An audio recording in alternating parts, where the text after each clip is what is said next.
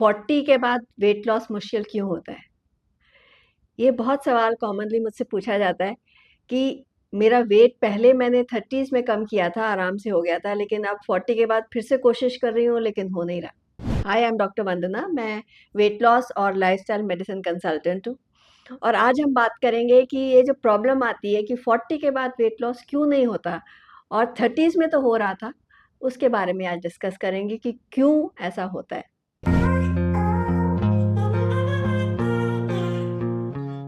जो प्रॉब्लम ये है कि आपकी बॉडी जो 30 साल पे थी, वो अब 40 पे नहीं है और 50 पे भी अलग होगी और 60 पे भी अलग होगी।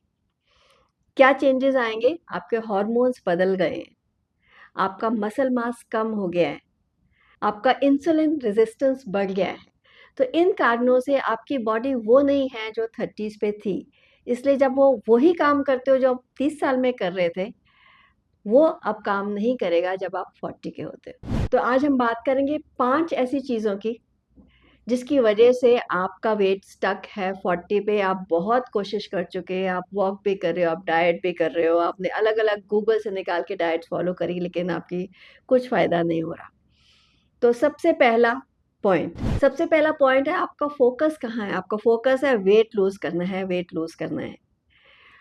पॉइंट वेट लूज़ करने का नहीं है, पॉइंट क्या है? आपको फैट लूज़ करना है। और 40 के बाद फैट लूज़ करना मुश्किल होता है क्योंकि इंसुलिन रेजिस्टेंस आपकी बढ़ गई है। तो अगर आप सिर्फ़ गलत फ़ोकस कर रहे हो वेट लॉस पे, तो आपका वेट लॉस नहीं होगा और मेटाबॉलिज़्म और स्लो हो जाएगा। और जब मेटाबॉलिज़्म स्लो होता है तो और ज़्यादा स्टबर्न फैट बढ़ जाता है। आपको लगता है कम हो रहा है वेट, नहीं, आपका थोड़ा-सा तो कम होगा लेकिन फिर से वहाँ रुक जाएगा और फिर से बढ़ जाएगा। तो आपका फ़ोकस गलत है, वेट लॉस फ़ोकस कभी भी नहीं होना चाहिए, फैट लॉस फ़ोकस होना चाहिए। वेट लॉस के बहुत सारे तरीके हैं, आप स्टीम सौना करके आते हैं, आपका वेट आधा किलो कम हो जाता है।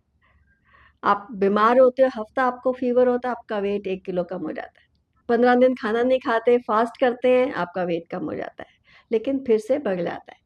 तो आपको कौन-सा वेट लॉस चाहिए? आपको परमानेंट चाहिए, सस्टेनेबल चाहिए या टेम्परेरी चाहिए? ये आपने देखना है। दूसरा पॉइंट है कि आप वॉक करना आपने शुरू कर दिया। एक मेरा क्लाइंट है, पेशेंट है, जो 1 घंटा सुबह और 1 घंटा शाम को वॉक करते हैं और फिर लंच के बाद भी करते हैं, लेकिन वेट उनका कम नहीं हो रहा। क्यों?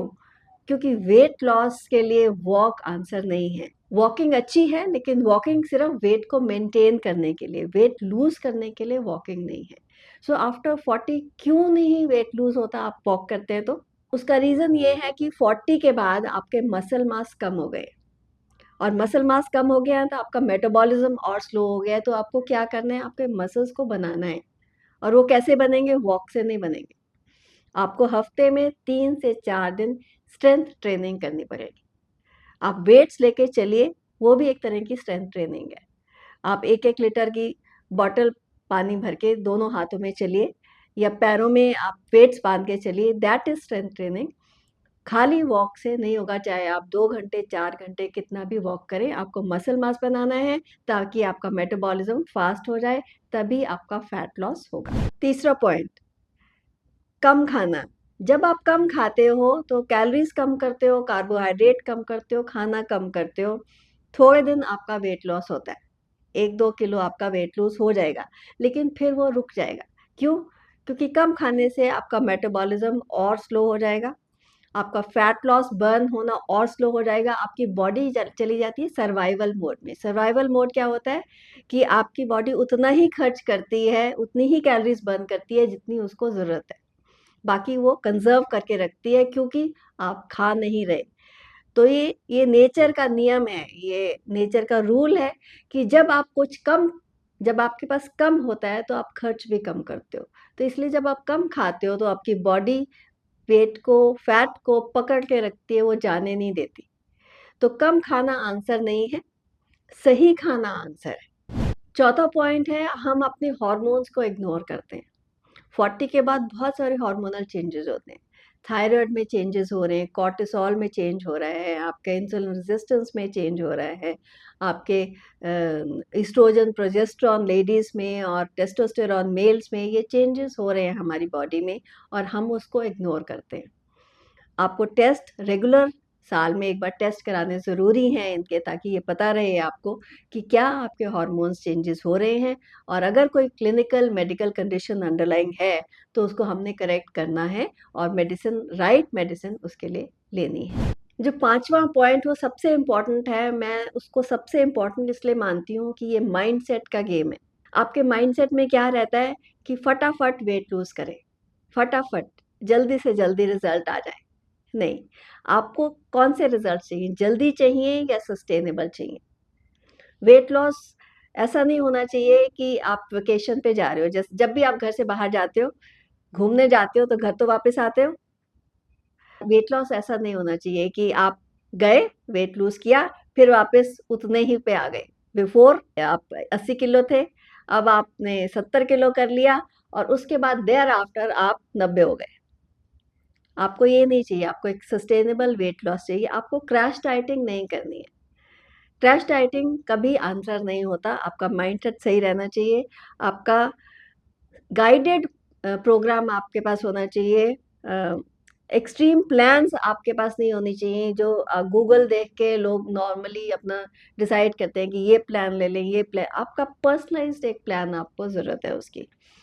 शॉर्ट टर्म कोई भी चीज़ जो शॉर्ट टर्म की जाती है वो कभी भी सस्टेनेबल नहीं होती, उसमें हमेशा रीगेन हो जाता है। तो आपको अपने हिसाब से एक पर्सनलाइज्ड प्लान, आपका हाइट, आपका वेट, आपका जो रूटीन्स हैं आपके दिन भर के, आपके खाने का तरीका क्या है, आपके कौन से टाइमिंग सोने का है, ये सब हमको सेट करना है। हमें पहले अपनी रूटीन सेट करनी है वेट लॉस करने से पहले, तो तभी आपका एक sustainable long term weight loss हो पाएगा। तो जब भी हम वेट लॉस की बात करते हैं, हमको सिर्फ डाइट और सिर्फ एक्सरसाइज माइंड में नहीं रखनी, हमको अपना माइंडसेट माइंड में रखना है कि हमारा दिमाग में क्या है, वेट लॉस क्यों करना चाहते हैं और समझ के वेट लॉस हमने करना है। माइंडसेट, आपका स्ट्रेस पहले आपने मैनेज करना है, आपको अपनी नींद सही रखनी है, अपनी हैबिट्स पे फ़ोकस करना है, आपको टाइमिंग पे फ़ोकस करना है, पहले उसको आप करेक्ट कीजिए। कोई भी डाइट शुरू करने से पहले, पहले अपने बेसिक फंडामेंटल्स ठीक करने हैं आपको वेट लॉस के बारे में, अपनी नींद, आपका स्ट्रेस, आपके मील टाइमिंग्स और आपकी नॉलेज ऑन वेट लॉस। जब ये सही हो जाएगा, फिर उसके बाद आप डाइट डालेंगे उसमें, तब वो एक्चुअल में काम करेगी वो डाइट आपके लिए और लॉन्ग टर्म काम करेगी। अगर आप इससे रिलेट करते हैं मेरी बातों से और आपको ये समझ में आती है कि 40 के बाद हमको हेल्दी तरीके से वेट लूज़ करना है, हेल्थ भी मेंटेन करनी है, वेट भी लूज़ करना है, मसल मास भी बनाना है, तो और हैबिट्स भी सही रखनी है,